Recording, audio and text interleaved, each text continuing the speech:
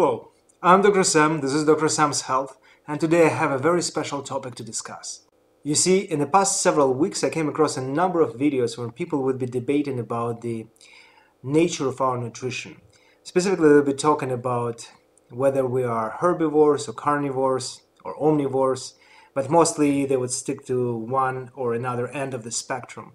And usually there were people who are sticking to carnivore diet, arguing with vegans or vegetarians about the fact that we are carnivores according to ones or herbivores according to others. As a physician, I know a little bit about human physiology, about nutrition, about biochemistry, and to me it was always absolutely clear that we are omnivores, meaning that we are species that are biologically predetermined to consume both animal products and plant-based products. At the same time, I'm trying to be open-minded, and I decided to examine these ideas, and today I'm going to talk about this examination, and I will try to walk you through my way of thinking about that.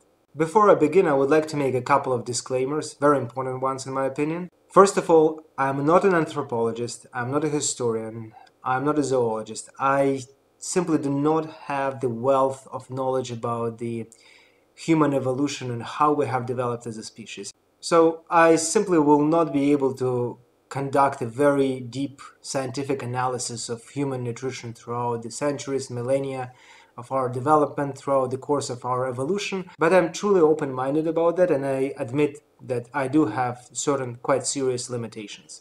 So by any chance, if you think that I should mention certain things or you would like to share some information with me, please leave a comment to this video, make a suggestion. In any case, I believe that what I'm going to say will make sense, but if there is anything you have to say or to add, I'll be happy to incorporate these facts or pieces of information that you can provide me with into my future blogs or videos. The second disclaimer is a little bit more complex. I realize that when people are arguing about being a carnivore or herbivore, they don't just argue about this two sides of the one spectrum. They are usually arguing about being a vegan and being a carnivore and the health effects of this diet. They're conflating a number of items, and I agree that the problem is much more complex than I can cover in one video, and at the same time we should not conflate a number of ideas into one problem. We can definitely separate certain layers of the problem, and we can talk about one specific layer today. So I would prefer not to talk about the health effects of specific nutrients like cholesterol, for example, or certain phytoestrogen, oxalates, and other things that are important parts of specific diets. And I believe that this video channel of mine is in general dedicated to different health effects of different foods, and I will definitely go over these subjects in my future videos, but today I'm not going to focus on that. Also, I am not going to talk about specific diets, because debating whether we are naturally herbivores or carnivores or omnivores is one thing, it's one layer, but sticking to specific diet nowadays is an absolutely different problem to deal with. To put it very simply, nowadays we've got such a variety of foods, an abundance of foods, that we can actually stick to any diet. We have all kinds of different fruit, vegetables, different sources of meat, seafood, and other nutrients and supplements in any supermarket at any time of the year.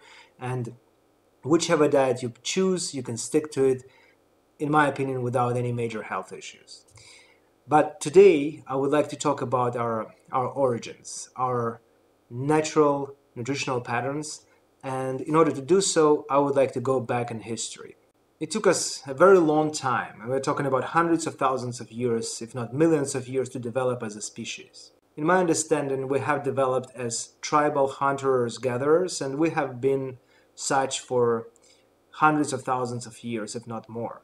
And only in the past several thousands of years we have developed agriculture, we have advanced technologically, we have developed commerce, transportation, and all these things led to tremendous achievement in terms of growth of our civilization, and allowed for a variety of foods to be available in, again, any given supermarket at any time of the year. But my main point would be that we are still hunters-gatherers in terms of our biology and physiology. This past several thousands of years are such a short period of time from the standpoint of evolution that essentially, genetically and physiologically, we are the same species as we were before the development of current civilization, agriculture, commerce, industry, and so on. So what I would like to do is I would like to go to this prehistorical, pre-agricultural times and to take a look at us, what would we do in order to get our food, to get our nutrition, and to survive as a species. So as hunters-gatherers, what we would have to do is we would just go out into the wilderness and we would try to find some nutrition for us and our families, our community, our tribe. And I would like to talk about plant-based foods that we can get our hands on, and then I will talk about animal-based foods. So imagine you're going into the forest and or savanna and you try to find something to eat. You're hungry, naked ape, and you're trying to find some food. What would we be able to actually get our hands on? First of all, we'd be able to find some wild berries, wild fruit, maybe we'd be able to find some mushrooms, some roots, and there are several points to make here. First of all, there are not too many things in the forest or savanna or any kind of natural environment to harvest for us. Yes, there might be some mushroom, there might be some wild berries, wild fruit, but most of them are, first, seasonal. Second, they are quite scarce. The third thing is they are very different from what we can find in a regular supermarket. There were quite a few videos and blogs about that. You can compare modern day bananas or modern day apples to what we used to have in the natural environment. Bananas would not be that big, they would likely be that big, and they would be much less nutritionally dense. Everything that we have these days, we have in abundance, and these are very highly selected, cultivated species or variants of things that are occurring in the wilderness. In addition to that, we would have to compete with other animals for the same sources of nutrition. And I have a very good example for you. When I was a kid, I would go to our country house and we used to have a very nice cherry tree there. Amazing, beautiful cherry tree. It had the best cherries I had in my life. But we would go there once a week, and it was actually a very interesting process. You know, 1 week you come in there and you see the cherry tree blossoming. In a week you come in there again and you see that, you know, there are already like little cherries there, they have been forming, but at the same time you cannot eat them because they're not ripe enough. And when you come there again in a week, you realize that all these beautiful cherries are mostly eaten by birds or other animals, and like 90% of these cherries, they are amazing, but they are either bitten by other birds or just like completely devastated. So even if certain fruit or vegetable is in season, we would have difficulties actually harvesting it because we would have to be close to this tree all the time in order to actually take the fruit when it's ripe. Also, there is a huge issue of digestibility, or our ability to consume and digest, incorporate these nutrients from all these plant-based foods. I know for sure that a lot of people would make a number of points about the structure of our jaws, the structure of our gastrointestinal tract, our physiology in general, that does not allow for proper consumption of the vast majority of plant-based products. We've got small stomachs, we've got short gastrointestinal tracts in general. Our gut microflora and our enzymatic machinery do not allow for processing of enough amounts of fiber to make it a reasonable source of energy.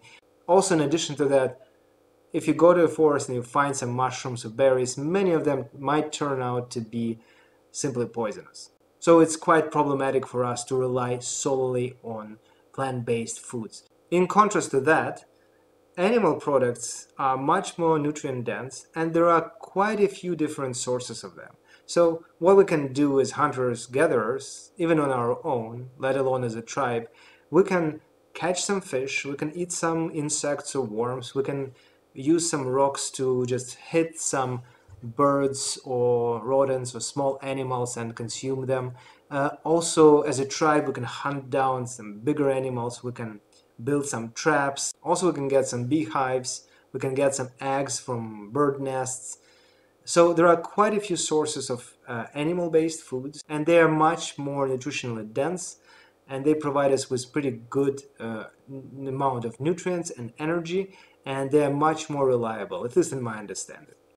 Having said that, I believe that as hunters-gatherers, we would still rely on the variety of foods. So we would rely on both animal-based and plant-based foods in order to survive and in order to get enough nutrients to survive, to fight off infections, to get enough energy to ambulate, to move around, to defend ourselves, to procreate, and so on. I pretty much started with this standpoint, and now I would like to get into the both ends of the spectrum in terms of nutrition.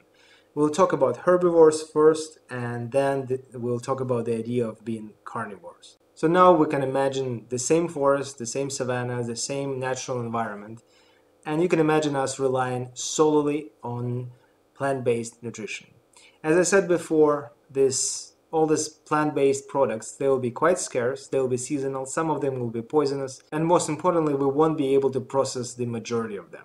In addition to that, there is also a problem of certain deficiencies, things like vitamin D, vitamin B12, heme iron, other micronutrients. All these things are really important, and we can definitely get them from our nutrition and supplements these days, but I don't really know how some prehistorical human beings would be able to solve this problem in very unique natural environments. If you have any ideas, please share. But in my opinion, in my understanding, we would simply not be able to live off just plant-based foods in prehistorical times. We would quickly develop certain deficiencies, and we would not be able to simply survive. In addition to that, I don't think it would be a very reasonable thing to do to begin with. So if you are a hunter-gatherer, resources are scarce, you are not going to completely eliminate one side of the spectrum, all animal-based foods, in favor of just plant-based foods, because it would put our survival at risk. So quite honestly, I don't think we are able to survive as herbivores, and I think that naturally, physiologically, genetically, we are not determined to be herbivores.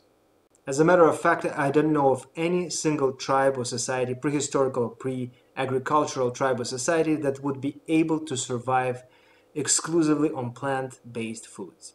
In contrast to that, I know of at least several tribes or societies that were able to survive as carnivores. A good example of this would be Inuit people who live almost exclusively or exclusively off animal-based products because they live far in the north, and since the environment is so harsh there, they pretty much don't have any access to plant-based foods. What they rely on is seafood, meats. They consume lots of organs, they consume animals as a whole. And that is a very interesting aspect of their life, because knowing our nutritional guidelines and our nutritional requirements, one would expect that people living off exclusively animal-based products, they would develop certain deficiencies, such as deficiency of vitamin C.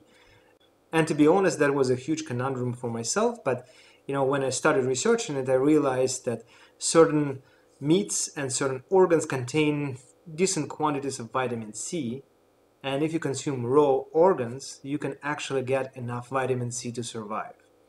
It sounds gross, but for centuries, if not millennia, certain societies were able to survive just because they're consuming raw organs. I don't want to dwell too much on specific nutritional deficiencies or specific biochemical peculiarities of their nutrition, but what I would definitely like to say is that the fact that there are certain societies that survive exclusively on animal-based foods show simply that we can be carnivores. At the same time, I would like to say that, in my opinion, any reasonable hunter-gatherer would likely use any source of nutrition that they can consume in order to survive. So if the same Inuit people would have access to plant-based foods, likely they would consume plant-based foods. So there is no point from the survival standpoint, survival as a species, to limit your food sources, your nutrient sources to just animal-based products when you can safely consume certain plant-based products when they are available. So from the standpoint of evolution or survival, we've got the machinery, the physiological and biochemical machinery to process variety of foods. We don't have to limit ourselves to just one side of the spectrum. As a species, we only were able to survive because we were consuming all kinds of foods. So to sum it up, I still believe that we are omnivores. Moreover, I believe that we have survived as a species and were able to create this beautiful civilization of ours, primarily because we were able to consume all kinds of foods. If we go to one area when there are primarily animal-based products, we can survive off them. If we go to other areas, we can still live off primarily of plant-based foods, but at the same time we would consume some animal products. We definitely could and we did survive as omnivores. We can survive as carnivores, or I like this term, facultative carnivore. In some conditions, which are, in my opinion, are very harsh and not optimal, we can survive as exclusively as carnivores. And at the same time, if we talk about herbivores and plant-based nutrition, I don't think that as hunters-gatherers we were able to survive off just plant-based foods. At the same time, I believe that due to the development of our civilization, we can have such an ample access to pretty much any kind of plant-based or animal-based foods. You can be a carnivore, you can be a vegan, you will still get all the nutrients that you need in order to thrive. And we will definitely discuss the sustainability of these diets and their health effects in my future videos. So that's it for today, and I hope that it was an interesting discussion. If you have anything to add, please leave a comment. If you like the video, hit the like button, subscribe to my channel, check out my website, drsamshealth.com. I've got all my blogs there, and I guess I'll see you in my next video. All the best.